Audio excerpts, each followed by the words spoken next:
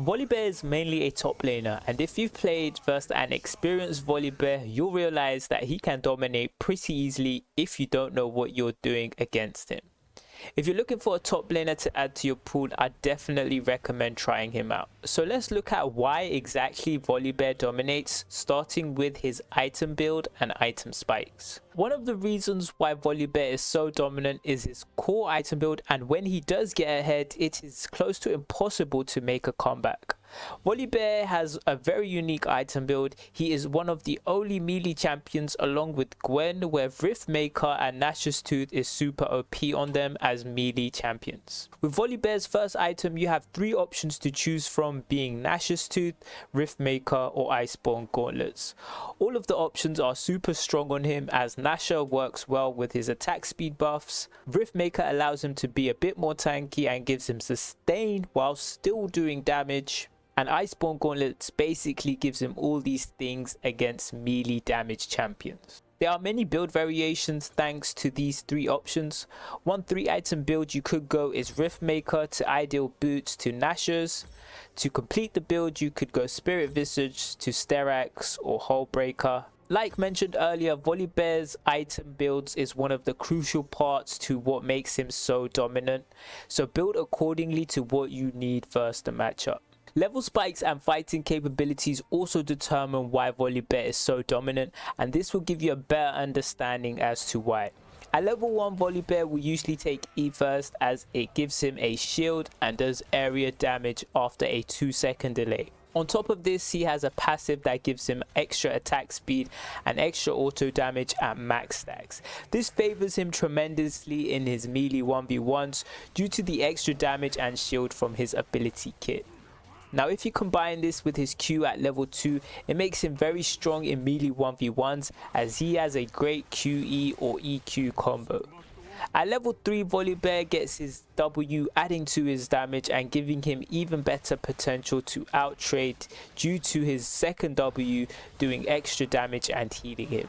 His level 6 soul gives him a slow gap closer which deals damage and disables turrets to dive low HP enemies. This makes him very strong for low elo 1v1s and for diving in high elo.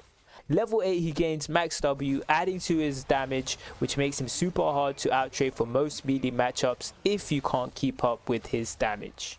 Level 11 he gains 2 ranks in his ultimate, and this is where VOLIBEAR is at his strongest, disabling the turret for an extra second with extra ult damage too.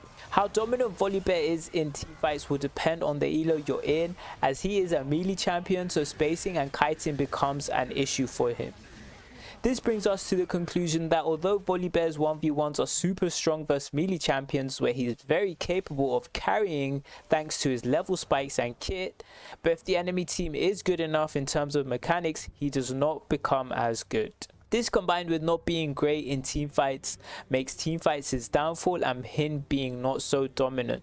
So the lower elo you go, the more dominant his fighting capability becomes. Talking about elos, let's further explain why VOLIBEAR is more dominant in lower elo. VOLIBEAR is great to play in low to mid elo. In low elo, players usually won't know his ability strengths and how to play against him. This is where he can super carry games as players won't be kiting as much or have good spacing mechanics, and this benefits VOLIBEAR hugely. In mid elo he will still be great in most melee 1v1s, although he lacks in teamfights. You may also have occasional games where players will be spacing and kiting better. In high elo teamfights he mainly provides frontline tankiness and follow up CC or follow up engage.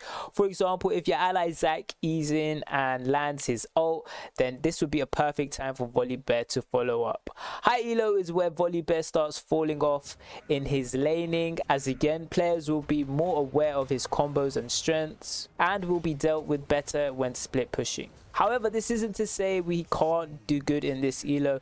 VOLIBEAR mains will still do well. So like mentioned earlier, the lower elo you go, the more dominant he will be.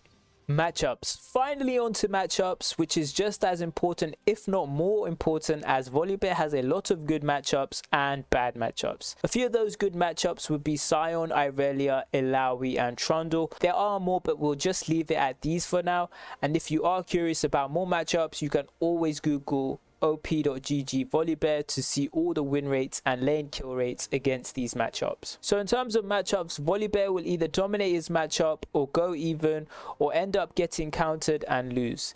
So he is actually average when it comes to matchups.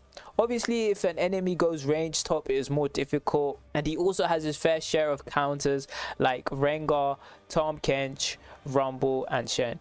And if not known how to play against these matchups, you will not be having a very fun time. So to answer the question why VOLIBEAR dominates, it is actually a combination of everything mentioned, such as players not being aware of his combos, especially in low to mid elo, his unique item build for a melee champion, and his sheer dominance in 1v1 melee matchups thanks to his abilities and kit.